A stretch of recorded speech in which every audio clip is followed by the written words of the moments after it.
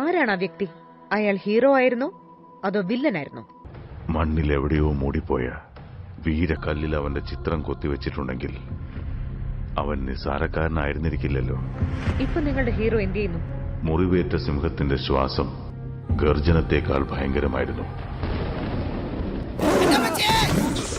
നീയൊക്കെ ധാരാവി എന്ന് കേട്ടിട്ടുണ്ടടാ? അത് പോട്ടടാ ലാമ്പു. ഞാൻ ആരോടെങ്കിലും കുറച്ച് ഗുണ്ടായുസം കാണിച്ചു ഒന്ന് റിലാക്സ് ചെയ്തോട്ടെ പറഞ്ഞുള്ളേ. എന്താ പോത്തുകൾ തമ്മിലൊരു ശൃംഗാരം? എന്തോ എങ്ങനെ? സോറി, ഒരു ഗ്യാപ്പ് കണ്ടപ്പോ ഗോൾഡിക്കാൻ നോക്കിയതാ. വണ്ടി കിട്ടോ ജി സാർ.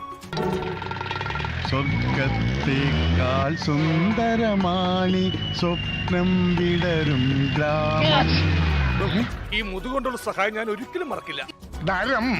ഇപ്പൊ ബി പോസിറ്റീവ് കിഡ്നിക്ക് കമ്പോളത്തിൽ എന്നുണ്ടാവും മാർക്കറ്റ്. മുംബൈ ധാരാവി മാർക്കറ്റിലെ തൊണ്ടോട് കൂടിയാണെങ്കിൽ 50,000, തൊണ്ടില്ലെങ്കിൽ 75,000. ഓ, ഈ ധർമ്മേന്ദ്രയുടെ ചില സമയത്ത് തമാശ കേട്ട ചിരിച്ചിട്ട് കഷത്തിൽ നീര് വീഴും.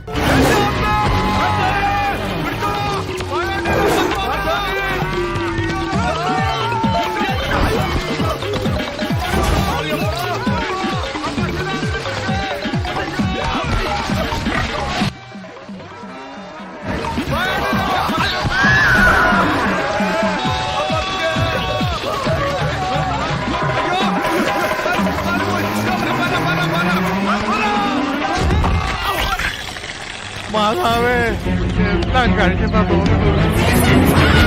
അമ്മേ, അയ്യോ എന്റെ അമ്മൂ.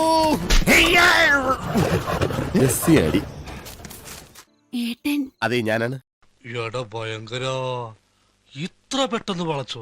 ഈശ്വരാവക്ക് എന്നോട് അത്ര ഇഷ്ടോ? ചേടാ ഭയങ്കര. ആരോടൊന്നും പറയാണ്ട് പിന്നെ ചേട്ടനത് എങ്ങോട്ടാ പോയേ? റോഡിലൂടെയാണാടാ സൈക്കിൾ ഓടിക്കുന്നേ.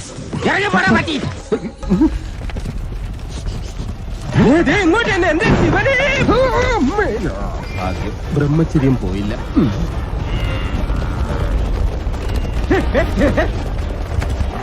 ധൈര്യം ഉണ്ടെങ്കിൽ കണ്ടുപിടിക്കും. മണ്ടന്മാർക്ക് എന്നെ മനസ്സിലായില്ല. ശിവനെ, ഇത് യാതില്ല. മാറകാളെ മാറി പോടാ. പതിയെ പോടാ, എനിക്ക് ദേശത്തെ വഴിയേറിയില്ലാന്ന്. എന്ത് പറ്റിയടാ? അങ്ങനെ അരമണിക്കൂർ കഴിഞ്ഞ് ബോധം തെളിയുമ്പോ ഞാൻ അബോധാവസ്ഥയിൽ കിടക്കായിരുന്നു. രക്ഷിച്ചത് ഞാനാ, ഞങ്ങളാ. അതെ അതെ. ഇയാൾ ആരാ? ആരോട് കൂടെ വന്നു? കൂടെ 4-5 പേരുണ്ടായിരുന്നതാ. പലരും മതിയാക്കി പല വഴിക്ക് പിരിഞ്ഞു. മോള് വിഷമിക്കണ്ട, അവൻ വരും. അത് ബുദ്ധി. എന്നെ രക്ഷപ്പെടുത്താൻ ശ്രമിച്ച നിങ്ങളുടെ ജീവനും കൂടെ അപകടത്തിലാവും. നീ ഒന്നും പണയണ്ട. നമുക്ക് പോവാടി പെണ്ണേ.